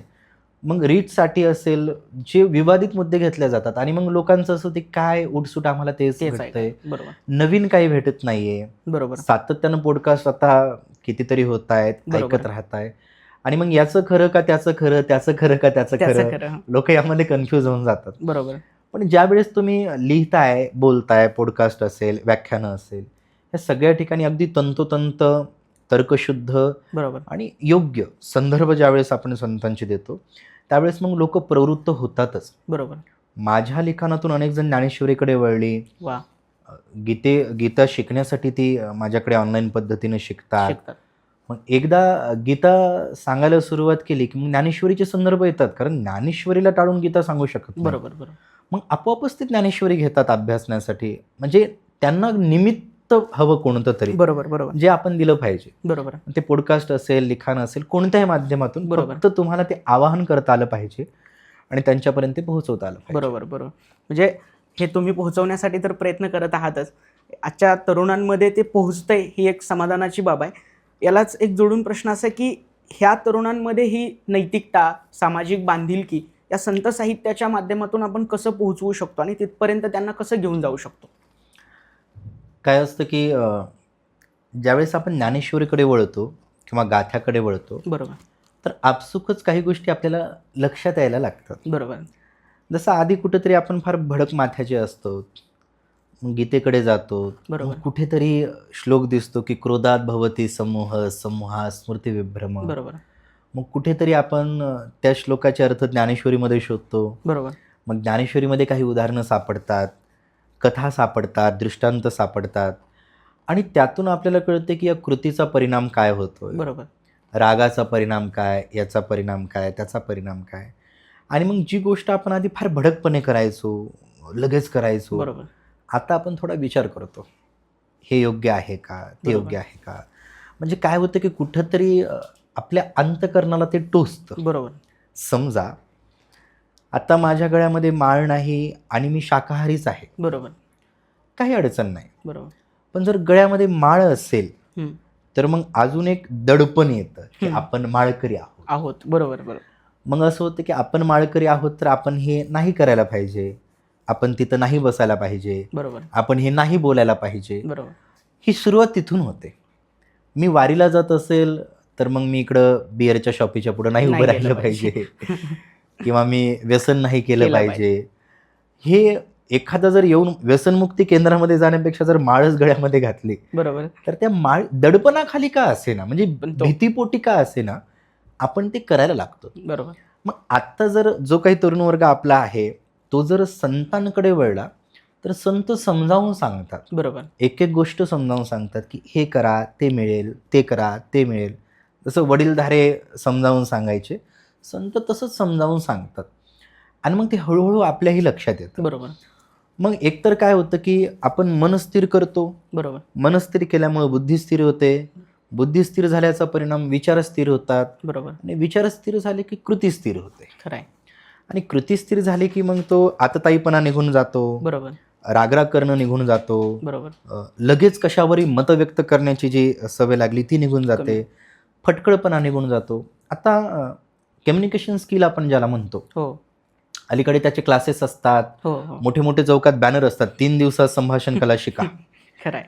आता ते खरं तर कोणी शिकू शकत नाही, ते फार आता तो एक वेगळ्या चर्चेचा विषय आहे. पण विषय ज्ञानेश्वरी तितकं गोड आलंय. आता छोटा विषय की आपलं बोलणं कसं असावं. बरोबर. ज्ञानोबा बोलतात, साच आणि मवाळ मिथले. मितले आणि रसाळ शब्द जैसे कल्लोळ अमृताचे. खरं आहे. किंवा संत म्हणतात, बोल ऐसा बोले, म्हणजे असा शब्द बोला बरोबर. जो ऐकल्याच्या नंतर विठ्ठल डोले, वा. देव सुद्धा डोलला पाहिजे, खरं आहे. असा शब्द बोला, अशी अक्षर वापरा. कारण अक्षरांच्या ठिकाणी भाव, जसं ज्ञानेश्वरीत आपण बोलतो की भाव अक्षराचे गाठे, बरोबर. एका एका अक्षराच्या ठिकाणी भाव आहे. बरोबर. मग ते सांगत असताना ज्ञानोबांनी शब्द कसे वापरलेत, मवाळ आणि साच. साच. अडचण अशी आहे, सत्य बोलावं तर ते मृदू नसतं बरोबर. आणि गोड बोलावं तर ते सत्य असेल का नाही सांगता येत नाही. पण ज्ञानोबा बोलतात, हे जर साध्य केलं तर मग सगळं साध्य झालं, की ते सत्यही असलं पाहिजे बरोबर. आणि ते मृदू असलं पाहिजे, साच आणि मवाळ. मिथले. आणि ते रसाळ असावं, त्याच्यामध्ये नाना प्रकारचे रस असावेत. नाहीतर काही कीर्तनकार आमचे फार भडकच बोलतात, किंवा काही व्याख्याते, आता शिवजयंतीचा तर तो एक स्वतंत्र विषय असेल, ती फार जोरात ओरडणं म्हणणं की जेणेकरून त्यातूनच इतिहास प्रगट होतो असं त्यांचं एक मत झालंय बरोबर. आणि लोकांचंही तसं मत झालं. झाले. पण तसं नाही, तुमच्या शब्दामध्ये सत्यता असावी, बरोबर. पण सोबत मृदूपणा असावा, बरोबर. स्नेह असावं, ती बांधिलकी असावी. ही इतकी छोटी गोष्ट जी ज्ञानोबा सहज बोलतात की कम्युनिकेशन स्किल कसं असावं, तर ते बरोबर. असं असावं. बरोबर. शब्द मृदू असावेत, गोड असावेत, पण ते सत्य असावेत. त्यामध्ये लाचारी नसावी, खोटेपणा नसावा. वागण्या, जगण्या, बोलण्याच्या प्रत्येक पैलूवरती संतांनी भाष्य केले. आणि एकदा हे आपल्याला कळालं, मला जर कळालं की ज्ञानोबा म्हणतात असं बोलायला हवं, तर मी थोडा तरी प्रयत्न करेल, कारण मी बरोबर. त्यांना मानतो. बरोबर. मग ते म्हणले की अशी कृती करायला हवी, तर मी थोडीशी ती पण मानेल, बरोबर. करून बघेल. 10 गोष्टी जरी संतांच्या नाही ऐकल्या तरी 2 गोष्टी तरी ऐकू आपण, बरोबर. आणि त्या 2 गोष्टींनी खूप फरक पडतो. बरोबर. बरोबर. मग आताही तसंच आहे की ज्यावेळेस हे तरुण इकडे वळतील, मग ती नीतिमत्ता आपोआप रुजेल, ती व्यापकपण आपोआप रुजेल, ते सारासाराचा विचार, वाईटाचा विचार, चांगल्या वाईटाचा विचार, म्हणजे विवेक येतो बुद्धीकडे. बरोबर. संतांचा हात धरला की बुद्धीकडे विवेक येतो वा आणि त्या विवेकाच्या मार्गावरनं चाललं की मग बाकी सगळे मार्ग सोपे आहेत. बरोबर, काही त्यात बरोबर. कठीण नाही. बरोबर. एकूणातच तुमच्या बोलण्यामध्ये आणि आपल्या चर्चेमध्ये साधारणतः पोहोचवणारा आजच्या काळातलं माध्यम हे व्यवस्थित असलं पाहिजे. ते माध्यम म्हणजे आजचे कीर्तनकार सुद्धा आहेत. हो. काही आपण आता शेवटाकडे जातोय. एक असा प्रश्न आहे की या कीर्तनाच्या या क्षेत्रामध्ये आजच्या काळामध्ये नेमकं संत साहित्य पोहोचवण्याच्या दृष्टीनं तुम्हाला कोणती आव्हानं वाटतात आणि याच गोष्टीमध्ये संधीही कोणत्या वाटतात? सध्याच्या काळामध्ये कीर्तनकारांपुढची आव्हानं जर बघायला गेलं तर प्रवास, मानधन बरोबर. आणि प्रसिद्धी, येस. याच्या 3 गोष्टी आहेत. एकतर प्रवासामुळे खर्च होतो, बरोबर. खर्चामुळे मानधनं वाढली आणि अधिक मानधनं जे घेत गेले ते प्रसिद्ध झाले. बरोबर. हो. ते एक त्याची पायरी आहे. अडचणीचा भाग असा झाला, आधीच्या काळामध्ये जे कीर्तनाच्या तारखा घ्यायचे, नियोजन करायचे, ती सप्ताह समिती असेल, ती कमिटी असेल, ते आयोजक मंडळी असतील, त्या माणसांना या क्षेत्रामधलं ज्ञान होतं. बरोबर. हो. आत्ता दुर्दैवानं असं झालं की बरीचशी राजकीय मंडळी, पुढारी मंडळी, पुढे या. गावगाड्यामध्ये ज्यांना लोक जास्त ओळखतात ती मंडळी पुढे असतात बरोबर. कमिटीमध्ये. म्हणजे सगळ्या ठिकाणी असं असतं असं नाही, पण असं बऱ्याच ठिकाणी ते झालंय. झाले. आणि मग त्यांचं काय होतं की त्यांना संतांबद्दल ऐकण्याऐवजी स्वतःबद्दल ऐकायचं असतं. बरोबर. की या कीर्तनकाराला बोलवलं तर गर्दी वाढेल, बरोबर. गर्दी वाढेल तर आपला बॅनरवरचा फोटो अनेक जण बघतील, त्या कीर्तनकाराने आपलं नाव घेतलं तर आपली प्रसिद्धी होईल. बरोबर. म्हणून अलीकडे सप्ताहापेक्षा कीर्तनाची इव्हेंट जास्त झाले. बरोबर. कीर्तनाचं रूपांतर आता इव्हेंटमध्ये. इव्हेंटमध्ये झालंय. मग तिथला जो हेतू होता की बरोबर. आम्हाला कीर्तनातून काय घ्यायचं, कथेमधून काय घ्यायचं, तो हेतू काळाच्या ओघामध्ये समाज असेल, कीर्तनकार असेल, दोघांनी मागे टाकला. बरोबर. आता यात कीर्तनकारांची अडचण अशी, जे कीर्तनकार संत परंपरेला धरून चालतात हे वास्तव आहे की समाज त्यांना मान्यता देत नाही. बरोबर. हो. लोक एकीकडे म्हणत असतील की कीर्तनाचं बाजारीकरण झालं, असं झालं, तसं झालं, पण हीच लोक कधी विद्वान कीर्तनकारांची कीर्तन ऐकत नाहीत, नाही. कधी साधक कीर्तनकारांची कीर्तन ऐकत नाहीत, कधी त्यांना 10-5 हजार रुपये देण्याची त्यांची इच्छा होत नाही. बरोबर. की यांना का द्यावं, त्यांना काय द्यावं, मग तुम्ही परंपरा सांभाळता, संत आहात, तुम्हाला काय करायचं आहे, या भाषेमध्ये ते बोलतात. आणि जे खरंच घेतात म्हणजे अगदी आता तर ॲडव्हान्स पैसे पण घेतात, हो. त्यांना लोक बोलवतात. बरोबर. काय होतं की कोणताही कीर्तनकार जो कितीही मानधन घेणारा असो, तो कोणाच्याही दारामध्ये उभा राहत नाही की आज माझं कीर्तन इथे ठेवाच. बरोबर. हो. लोक तिथपर्यंत जातात. पोहोचतात. बरोबर. बराचसा वर्ग आहे की जो याच कीर्तनकारांच्या मागे असतो, तो तिथपर्यंत जातात. मग त्यांना असं म्हणतात की तुम्हाला हवं तितकं मानधन घ्या, पण तुमची तारीख चला. आम्हाला बरोबर. द्याच. आता ही लोकांची भूमिका. आता जे परंपरेनं चालणारे कीर्तनकार आहेत त्यांची अडचण अशी की काय होतं, मागणी आणि पुरवठा बरोबर. हो. याचा सिद्धांत आपण बघतो. हो. जी मागणी आहे त्याच गोष्टीचा जर पुरवठा असेल तर ती गोष्ट विकल्या जाते बरोबर. किंवा तिला योग्य भाव भेटतो. आता अलीकडे समाजाची बऱ्यापैकी मागणी कशाची झाली, गीतांची, पवाड्यांची, हो. इतर गाणी असतील, विनोद असतील किंवा इतर नाना प्रकारच्या गोष्टी असतील, याची मागणी वाढली. आता जो पुरवठा करणारा वर्ग आहे त्याच्याकडे जर तत्त्वज्ञान असेल, वेदांताचं ज्ञान असेल, शास्त्राचं ज्ञान असेल आणि जे मागणीवाले आहेत त्यांना ते नकोच आहे. बरोबर. नकोच आहे. तर मग हे पोहोचायचं कसं? बरोबर. आणि मग 10 कीर्तनकार आहेत तर 10 कीर्तनकार आधी संतांच्याच मार्गाने चालतायत, ज्ञानेश्वरी गाथ्यावरतीच बोलतायत. बरोबर. पण काय होतं की त्यांना पण परिवार आहे, त्यांना पण कुटुंब आहे, घराचा गाडा चालवायचा आहे आणि प्रवासामुळे नोकरी करू शकत नाहीत. बरेचसे कीर्तनकार सामान्य वर्गातून आलेले आहेत, त्यांच्या मागे काही जमीन जुमला नाही, नोकऱ्या नाही आहेत, फार प्रस्त होतं असं नाही आहे. बरोबर. मग होतं काय, हे एक मानसिकता आहे, सायकोलॉजी त्यामागची. बरोबर. मग या कीर्तनकारांचं असं होतं की आपण ज्ञान सांगतोय, लोक आपल्याला बोलवत नाहीत, बरोबर. मग गाणी म्हणूयात. बरोबर. ते सोपं आहे ना. तुम्ही गाणे म्हणताय, आयोजकाचं थोडं कौतुक करताय, तर मग ते तुम्हाला पुन्हा पुन्हा तारखा देताय, तुमची प्रसिद्धी होते. लोकांना जे आवडतं, बरोबर. लोकांच्या आवडीचा मान राखला, लोकांच्या आवडीचा विचार केला की तुम्ही प्रसिद्ध होता. हे सोपं गणित आहे. बरोबर. हे सोपं गणित आहे. तुम्ही इंस्टाग्रामवरती प्रेमावर लिहा, तुम्ही फेमस व्हाल. बरोबर. म्हणजे त्या गोष्टीवरती जी आवडीचा भाग आहे बरोबर. ते लिहा, तुम्ही प्रसिद्ध होता. पण काही जे तत्वनिष्ठ कीर्तनकार आहेत त्यांचं असं असतं की आम्ही सांगू तर आम्ही तत्वज्ञानच सांगू, कारण कीर्तनाची ती मर्यादा आहे. भक्ती ज्ञानविरहित इतरा गोष्टी न कराव्या, बरोबर. प्रेमभरे वैराग्याच्या युक्ती विवराव्या, जेणेकरून अंतरी मूर्ती ठसावी श्रीहरीची, ऐसी कीर्तन मर्यादा बरोबर. आहे संतांच्या घरची.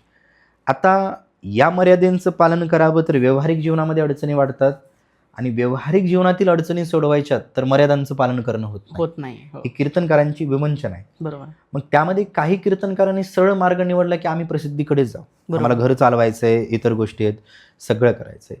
काही कीर्तनकार जे फड परंपरेमधून आले, हो. ज्यांना आधीच गादी मिळाली, बरोबर. त्यांचं असं की त्यांना एक क्राऊड ऑलरेडी आहे, त्यांचं एक सेटअप आहे, त्यामुळे त्यांना या अडचणींचा सामना करावा लागला नाही, ज्या अडचणींचा सामना सामान्य परिवारातून आलेल्या इतर कीर्तनकारांना करावा लागलेला आहे. बरोबर. आणि मग तिसरी भूमिका अशी की तुम्हाला 10 कीर्तन करायचे, तुम्ही 2च करा, बरोबर. चांगले करा. मग तुम्हाला त्या आर्थिक बाब जी कीर्तनावरती तुमची निर्भर आहे, ती जर तुम्ही इतर ठिकाणाहून ते आर्थिक उत्पन्न निर्माण करताय तर साहजिक तुमचं कीर्तनावरचं ओझं कमी होतं. बरोबर. हो. आणि मग तुम्ही तिथं तत्वनिष्ठ राहू शकता. नाहीतर उपाशी पोटी कोणतीही नीतिमत्ता पाळली जाऊ शकत नाही. बरोबर. बरोबर. पोट भरलेलं असेल तर नीतिमत्ता सुचत असते, बरोबर. नैतिकता सुचत असते. बरोबर. रिकाम्या पोटी, उपाशा पोटी कोणतेही सिद्धांत माणूस लागू करत नाही. बरोबर. आणि पोट भरायचं तर लोकांसारखं चालावं लागतंय. बरोबर. नाही लोकांसारखं चाललं तर उपाशी राहण्याची तुमची तयारी असायला हवी. बरोबर. विषय असा की एकतर लोकांची आता कीर्तनकारांकडून अपेक्षा बदलल्यात, आणि कीर्तनकारही ते अपेक्षा पुरवत आहेत, म्हणून ती गणित कुठेतरी जास्त बिघडत चालली. बरोबर. बरोबर. पण या सगळ्यामध्ये अनेक कीर्तनकार ज्यांची संख्या अजूनही हजारोंमध्ये आहे, हो. ते उत्तम तत्ववेत्ते आहेत, वेल एज्युकेटेड आहेत, बरोबर. त्यांना संत शास्त्राचा अभ्यास आहे आणि मराठी साहित्याचाही अभ्यास आहे. सगळं संतुलन राखत ते लोकांपर्यंत ते पोहोचण्याचा प्रयत्न करतात, पण यांची संख्या कमी आहे. बरोबर. बरोबर. आणि ज्यांनी फारच गोंधळ घालायला सुरुवात केली त्यांची संख्या दिवसेंदिवस वाढते. संतांचंच प्रमाण आहे, ऐका कलीचे महिमान सत्याशी रिजले जन, बरोबर. पापा देती अनुमोदन करती हेळण संतांची. हे महिमान आहे आत्ताच्या काळाचं की लोक ज्याची योग्यता नाही त्यालाच योग्य मानणार, बरोबर. ज्याची प्रसिद्ध होण्याची पात्रता नाही त्याला प्रसिद्ध करणार, ज्याला ऐकायला नको पाहिजे त्यालाच ऐकणार, ज्यांना वाचायला नको पाहिजे त्यांना, ज्यांची योग्यता नाही त्यांचा उदोदो करणार. ऐका कलीचे महिमान, असत्य, संतांनी फार गोड शब्द वापरलाय, जे असत्य आहेत बरोबर. लोक त्यांना अनुमोदन देतील, आणि जे सत्य चालणारे आहेत त्यांची हेळसांड या काळात होणारच आहे. बरोबर. होणारच आहे. ती हेळसांड सांभाळून काही जण चालतायत, तर मग काही जण असत्याच्या मार्गावरती अगदी आनंदात निघालेत आणि आज तेच प्रसिद्ध आहेत. बरोबर. बरोबर. हे वास्तव आपल्याला स्वीकारावंच लागेल. बरोबर. काय अडचण. एकूणातच दादा तुमच्या बोलण्यामध्ये ज्ञानोबांचा प्रभाव, एकूणातच मराठी भाषा याबद्दलचा प्रभाव एकूणातच दिसतो. ज्ञानोबांनी मराठी भाषेबद्दल लिहिलं गेलेलं आहे, त्यांचा उद्गार आहे. मुळात या मराठी भाषेचे आपल्यावरती नेमके उपकार काय आहेत, जे आपल्याला आजही एक नवी दिशा देण्याचं काम जी मराठी भाषा करते, याचे आपल्यावरती आज उपकार काय आहेत, याबद्दल तुम्हाला काय वाटतं? भाषा ही संवाद साधण्याचं माध्यम आहे. बरोबर. पण त्याचबरोबर ती आपली अस्मिता पण असते. बरोबर. म्हणजे आम्ही कोण, तर आम्ही मराठी माणसं. बरोबर. आम्ही कोण, तर आम्ही हिंदी, आम्ही तमिळ, आम्ही कन्नड, असं आपण जे बोलतो. बरोबर. तर तो परिचय करून देत असताना मी कोण, तर मी मराठी. बरोबर. हो. मी माझ्या अमुक एखाद्या जातीचा उल्लेख करत नाही आहे, माझ्या एखाद्या पंथाचा उल्लेख करत नाही, मी माझ्या भाषेचा उल्लेख करतोय. बरोबर. म्हणून आपण बघत असताना हिंदी लोक, मराठी लोक असा वाक्प्रचार असतो. आता इतिहासामध्ये ज्या ज्या भाषा होत्या, ज्या ज्या उत्खननामध्ये आपल्याला लिपी सापडल्या, बरोबर, त्या लिपीवरनं ती संस्कृती ओळखण्यात आली. बरोबर, त्या भाषेवरनं ती संस्कृती ओळखण्यात आली. तसं भाषा ही संस्कृतीचा आत्मा आहे. बरोबर, ती आपली अस्मिता आहे, किंबहुना ते आपला आत्मा असतो. त्यातही जगात अनेक भाषा सद्यस्थितीमध्ये अस्तित्वामध्ये आहेत. हो. पण या सगळ्या भाषांमध्ये आपल्या वाट्याला जर मराठी आलेली असेल तर हे आपलं भाग्य आहे. बरोबर. जसं ज्ञानोबारांच्या बाबतीमध्ये आमचे श्रीगुरू असं म्हणतात की ज्ञानोबारांना 56 भाषांचं ज्ञान होतं. बरोबर. पण ज्ञानोबारांचे सगळ्यात मोठे आपल्यावरती उपकार काय असतील तर त्यांनी ज्ञानेश्वरीसाठी मराठी निवडली. बरोबर. ये मराठीचे नगरी ब्रह्मविद्येचा सुकाळू करी, असं ज्ञानोबाराय स्पष्ट बोलतात की या मराठा प्रांतामध्ये, या मराठा साम्राज्यामध्ये आम्ही मराठी भाषेचा गौरव ज्ञानोबाराय करतात. पूर्ण आपल्याला सगळ्या अध्यायांमध्ये ते गौरवोद्गार दिसतील. म्हणजे भाषेविषयी ज्ञानोबारांचं विलक्षण प्रेम. बरोबर. किंवा छत्रपती संभाजी महाराजांच्या बाबतीमध्ये आपण बघतो की महाराजांनाही अनेक भाषा अवगत, डच, फ्रेंच असेल, इंग्रजी असतील, पण तरीही महाराजांनी ग्रंथ लिहिण्यासाठी संस्कृत निवडलं. बरोबर आता संस्कृत असेल, मराठी असेल, या फार जवळजवळच्या भाषा आहेत. बरोबर यातले बरेच शब्द त्यात दिसतील, त्यातले बरेच शब्द त्यात दिसतील. आपल्याला भाषेच्या जन्माकडे जायचं नाही, तो काय बरोबर. आपला विषय नाही. पण हे एक सौंदर्य आहे मराठी भाषेचं. इंग्रजी छान आहे, इतरही भाषा ठीकठाक आहेत. आता इंग्रजी ही व्यवहाराची भाषा आहे. जर तुम्हाला व्यवहार करायचा आहे, तुम्हाला आंतरराष्ट्रीय स्तरावरती कुठे जायचं आहे, नोकरी करायची, तर ती भाषा येणं गरजेची आहे. बरोबर भाषेची रचना प्रांतवार होत गेलेली आहे हो किंवा भाषेवरनं प्रांतांची रचना झाली झाली. असं आपण म्हणू शकतो. दक्षिणेत जाल तर दक्षिणेची भाषा, उत्तरेत जाल तर उत्तरेची भाषा.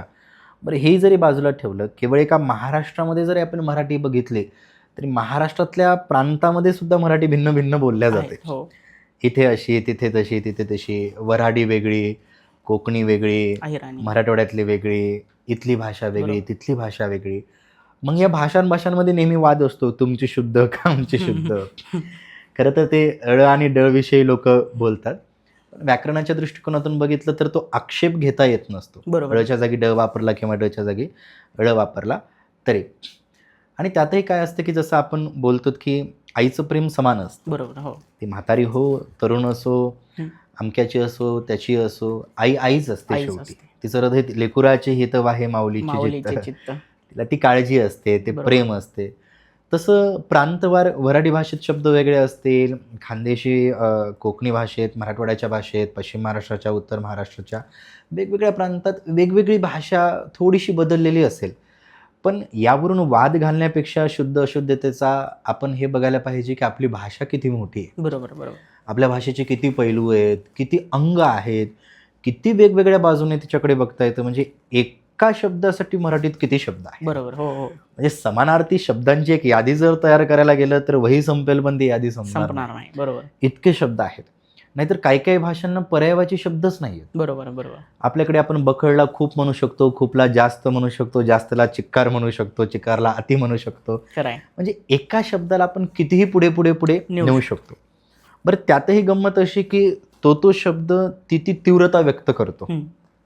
आपण जर बुद्धी म्हणतोय तर त्याचा अर्थ वेगळा, मती म्हणतोय तर बरोबर. अजून त्याची थोडीशी उंची वाढते. आपण मन म्हणतोय पण चित्त म्हणतोय. आणि एक एक शब्द जसा जसा आपण वापरतोय, ज्याला आपण शरीर म्हणतोय त्यालाच आपण देह म्हणतोय, बरोबर हो तर ते ती उंची वाढत जाते. बरोबर आपल्या बोलण्याची असेल, म्हणजे आपल्या भाषेमध्ये इतके पर्यायवाची शब्द आहेत. म्हणजे एक शब्द तुम्ही अनेक ठिकाणी वेगवेगळ्या अर्थाने पण वापरू शकता. हं. आणि त्यात हिची विशेषता फार आहे. कधी कधी आपण गमतीनं म्हणतो की ती फार भयंकर सुंदर दिसते. बरोबर ते फार उपमा कशाची देतोय? भयंकराची. भयंकराची. म्हणायचंय सुंदर, पण म्हणत असताना भयंकर सुंदर दिसते.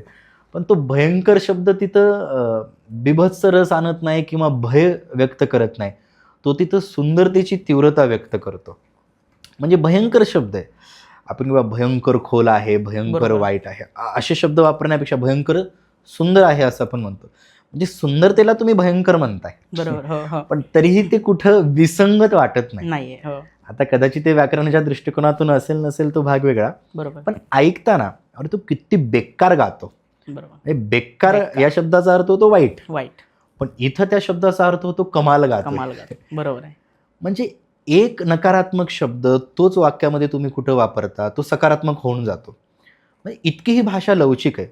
फक्त ती तुम्हाला वाकवता आली पाहिजे, खरं आहे. वापरता आली पाहिजे. ती जशी वापराल, थोडक्यात जसं असं म्हणतात की देवावरती जर प्रेम केलं तर ज्या भावनेतून प्रेम केलं तो ते रूप घेतो. हं.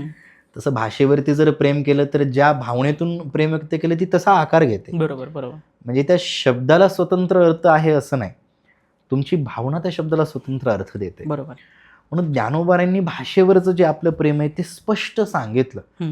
की माझी भाषा मराठी आहे, माझ्या मराठी भाषेतला शब्द तुम्ही अमृतासोबत ठेवला बरोबर तर निश्चित माझी भाषा जिंकेल, माझी बरोबर. अक्षर जिंकतील. बरोबर म्हणून ते प्रतिज्ञापूर्वक म्हणले ना, ये मराठी ब्रह्मविद्येचा सुकाळू करी.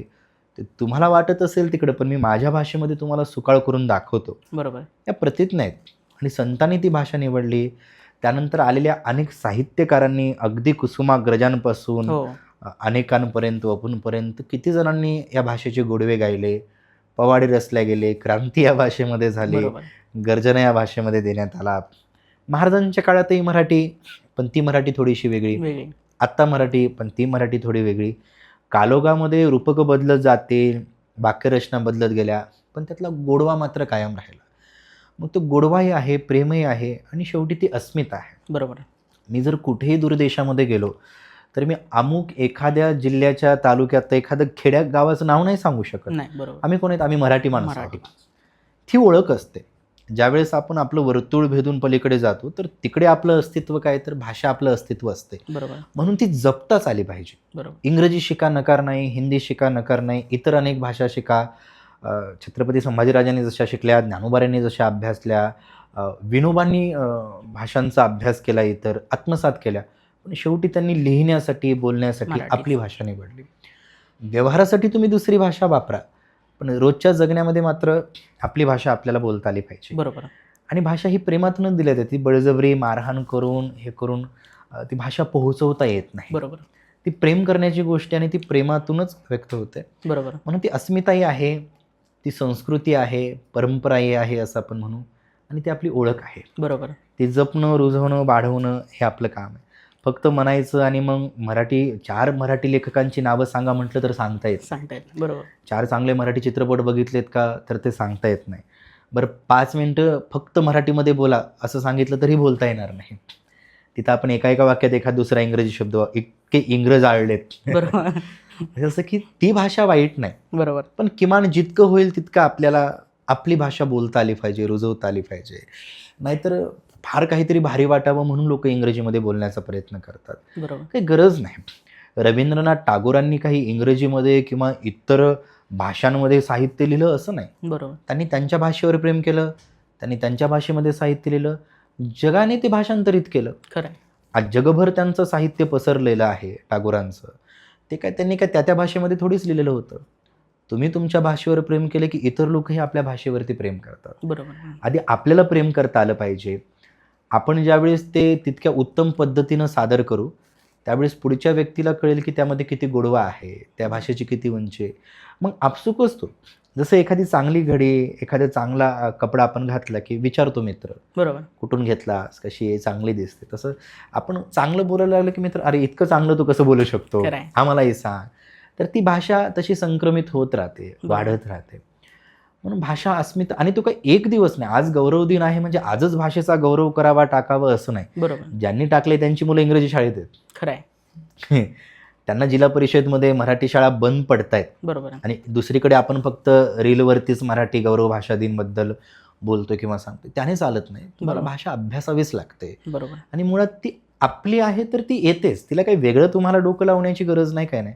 फक्त प्रेम करता आलं पाहिजे, जपता आलं पाहिजे. बरोबर. वा दादा, तुम्ही संतांची शिकवण पोहोचवण्यासाठी जसा प्रयत्न करता तसाच गीतेची शिकवण पोहोचवण्यासाठी सुद्धा प्रयत्न करता. या गीतेचा अर्थ उलगडण्यासाठी इथल्या तरुणांपर्यंत, समाजापर्यंत पोहोचवण्यासाठी ऑनलाईन क्लासच्या माध्यमातून सुद्धा तुम्ही ते शिकवणीचा कार्य करता. तर या संदर्भात पुढची बॅच नेमकी कधी असणार आहे, याच्या संदर्भात तुमचं पुढचं नियोजन काय आहे हे आम्हाला सांगा. श्रीमद भगवद्गीता हा महाभारतातील शांती पर्वातील 700 श्लोकांचा संच आहे. हो. तो स्वतंत्र ग्रंथ नाही. बरोबर. पण जसं आपण ज्ञानेश्वरीमध्ये पसायदानं स्वतंत्र बाजूला काढलं, बरोबर. हो. तसं गीता महाभारतात स्वतंत्र बाजूला पडते. बरोबर. हा कृष्ण आणि अर्जुनाचा संवाद आहे. बऱ्याचदा सोशल मीडिया वापरत असताना असं झालं की मला व्हॉट्सअप, इंस्टाग्राम किंवा फेसबुक, इतर अनेक ठिकाणी असे काही कॉट्स दिसायला लागले, रील दिसायला लागले की ज्यामध्ये असं लिहितं की कृष्ण गीतेत असं म्हणतो, कृष्ण गीतेत असं म्हणतो, आणि त्याखाली काहीतरी एक नॉर्मल लाईन, काहीतरी एखादं असंच काहीतरी वाक्य, स्टेटस टाकलेलं. मग असं व्हायचं की आम्ही इतकी वर्ष अभ्यास केला, आम्हाला कधी दिसलं नाही की कृष्ण असं म्हणतो. खरं आहे. इतके वर्ष झाला अभ्यासतोय, किंवा गुरुवरांनी कधी आम्हाला सांगितलं नाही की कृष्ण गीतेत असं म्हणतो. बरोबर. यांनी नेमकी कोणती गीता वाचली असेल की ज्यामध्ये कृष्ण असं म्हणतो. कृष्ण म्हणजे तोच विचार कधी कृष्णाच्या नावाने, कधी तो बुद्धांच्या नावाने दिसणार, कधी वेगवेगळ्या. म्हणजे लोकांना माहीतच नाही की कृष्ण खरंच बोललाय. खरं आहे. केवळ प्रोफाईल बायोमध्ये कृष्ण सदा सहाय्यते असं टाकलं म्हणजे कृष्ण सहाय्य करतो असं नाही. त्याने खरं तर अर्जुनाला सहाय्य केलं नाही, फक्त 4 सल्ल्याचे शब्द दिले. तुझं धनुष्य तू उचल, मी नाही लढणार, मला लढावं लागेल. तो काय आपली मदत करायला येणार आहे का? पण त्याला समजून घ्यायचं तर गीता हा आधार आहे. बरोबर. आणि मग असा विचार आला की इकडे तिकडे हे लोक काही टाकतात, कृष्ण असं म्हणतो, ते बघवत नाहीये आपल्याला, खरंय. कारण आपल्याला माहिती आहे. सत्य पोहोचव. म्हणून मग एक प्रयत्न असा करणं आला, डोक्यामध्ये विचार आला की आपण प्रयत्न करू शकतो की हे ऑनलाईन शिकवू शकतो आपण. खरंय. म्हणजे मला पूर्ण गीता जमते असं नाही, पण जितकं मी शिकलो, जितकं वर्ष झालं मी अभ्यासलं, गेली 15-1 वर्ष झालं आम्ही त्याचं अध्ययन करत आलो. मग आपल्याला जे काही समजलं बरोबर. गीतेच्या संबंधाने ते इतरांपर्यंत पोहोचवावं. मग आता ऑफलाईन घ्यावं तर मर्यादा येते, म्हणून खरंय. ऑनलाईन क्लासेस सुरू केलेत. येस. ती 2 महिन्याची बॅच असते. बरोबर. सोमवार ते शुक्रवार रात्री 9 ते 10 या वेळेमध्ये आपण ते ऑनलाईन पद्धतीने घेतो. हम्म. त्याची एक फी पण ठेवलेली आहे. बरोबर. हो. फ्री ठेवलं की मग त्याची किंमत राहत नाही. खरंय. कारण ज्ञानाची एक स्वतंत्र किंमत असते. असते. नाहीतर मग ते आत्ता असं झालं की गीतेसारखे ग्रंथ लोक रस्त्यावर फुकट वाटतायत, हो हो. जी खरं तर लाखो रुपये देऊन घेण्याची गोष्ट आहे. खरंय. इतकं ते ज्ञान प्रचंड आहे, पण ते फुकट भेटते कुठेही, म्हणून त्याचं काय होतं की मूल्य राहत मूल्य नाही. राहत नाही. आणि म्हणून त्याची फी आहे. रात्री 9 ते 10 त्याची वेळ आहे. सोमवार ते शुक्रवार ते होतं, आणि 2 महिन्याचा कालावधी ठेवला. बरोबर. या 2 महिन्यामध्ये संपूर्ण गीता अभ्यासण्यात येते असं नाही, हम्म. पण त्यातले जे मुख्य विषय आहेत की कर्म म्हणजे काय, हम्म. धर्म कशाला म्हटलं जातं, भक्ती काय, भक्तीचे किती प्रकार आहेत, ज्ञान कशाला म्हणतात, अज्ञान कशाला बरोबर. म्हणतात, हो. हे जे मुख्य मुख्य विषय आलेत, स्थितप्रज्ञत्व काय आहे, किंवा भक्ताची लक्षणं काय आहेत, अर्जुनाच्या मनामध्ये जो विषाद निर्माण झालाय, जी द्विधा स्थिती निर्माण झाली ती काय आहे, बरोबर. हा. अशा नानाविध भूमिका गीतेमध्ये येतात. आणि मग त्या अनुषंगानं त्यावरती चर्चा चालतात. मग आपण एकूण 18 अध्याय, हम्म. 18 अध्यायांचा सारांश आणि 18 अध्यायातील जे मुख्य श्लोक आहेत बरोबर. त्या मुख्य श्लोकांच्या संदर्भानं आपण चिंतन पाहतो. आणि हे पाहत असताना आपण ज्ञानेश्वरीच्या आधाराने पाहतो. म्हणजे ज्ञानेश्वरीचं भावमाधुर्य सुद्धा आपल्या हो हो. बघण्यामध्ये किंवा अभ्यासण्यामध्ये येतं. थोडक्यात काय, आत्ता अनेकांना असा प्रश्न पडेल की आम्ही हे क्लास लावायचे कशासाठी, किंवा गीता कशासाठी शिकायची. बरोबर. हो. तर त्याचं स्पष्ट असं उत्तर आहे, गीतेतून काय भेटतं तर आम्हाला क्लॅरिटी ऑफ थॉट्स बरोबर. आपण ज्याला म्हणतो. विचारांमध्ये जर सुस्पष्टपणा आणायचा असेल, तुम्हाला निर्णय क्षमता वाढवायची, तुमच्या मनामध्ये जी द्विधा स्थिती, कन्फ्युजन जे आहे ते दूर करायचं असेल, तुम्हाला जर स्थिर व्हायचं असेल, पॉवरफुल माइंड बनवायचं असेल, तर इतर कोणतीही पुस्तकं घेण्यापेक्षा गीता अभ्यासणं, ऐकणं कधीही श्रेष्ठ. बरोबर. कारण हेच गरजेचं आहे. आपण यासाठी कोणातरी सायकोलॉजिस्टकडे जातो, इकडे जातो, तिकडे जातो, ते करण्यापेक्षा जर गीता अभ्यासली, कारण अर्जुनाचं मन स्थिर नाही, अर्जुन निर्णय घेऊ शकत नाहीये, बरोबर. बरोबर. अस्थिर झालेला आहे. जे जे आपल्यासोबत होतंय, आपण सारे अर्जुन हो. जे जे आपल्यासोबत होतंय तेच अर्जुनासोबत त्यावेळेस होत होतं. होतं. आणि अर्जुनाच्या प्रश्नाचीच उत्तरं कृष्णाने दिलीत, बरोबर. आणि अर्जुनाला दिलेल्या उत्तरातून आपल्याही प्रश्नांची उत्तरं सापडतील. म्हणून त्याही अनुषंगानं गीतेचा क्लास केला तर ते फायदेशीर ठरणार आहे. आणि दुसरं असं की अध्यात्म तत्त्वज्ञानाचा आमचा परिचय होईल. बरोबर. हो. ते किती व्यापक आहे, उच्च आहे. मग आपण अनेक तत्त्ववेत्ते अभ्यासतो, कांट, प्लेटोपासून ते अगदी ओशोपर्यंत आपण बघतो. ज्ञानोबा तुकोबा त्यामध्ये अभ्यासण्यात येतात.